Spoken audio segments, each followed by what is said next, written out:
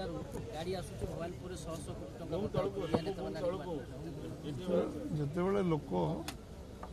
ନିରାଶ ହତାଶ ଫ୍ରଷ୍ଟ୍ରେସନରେ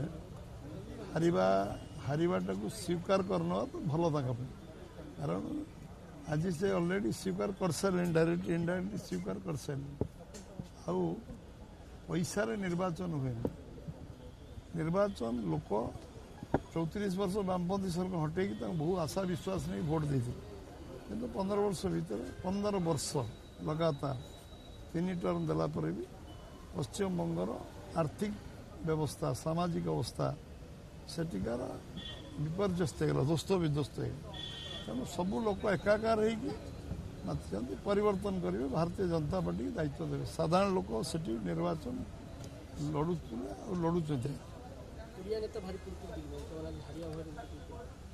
ନିଶ୍ଚିତ ଭାବରେ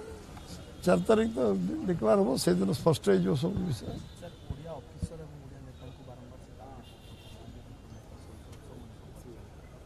କଲେ ସେଟା ନ କରିବା ଉଚିତ କଲେ ତ ସେଟା ତାକୁ ଯେତେ ନିନ୍ଦା କଲେ କମ୍ ହେବ ସେଭଳି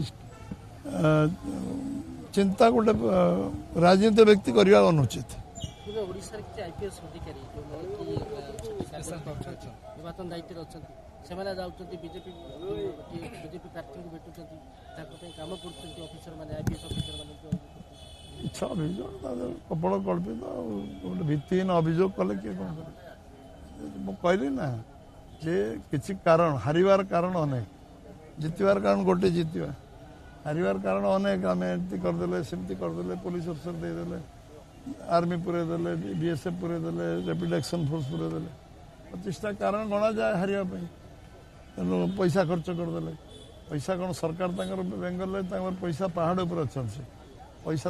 कम अच्छी पैसा खर्च करदे कि जीत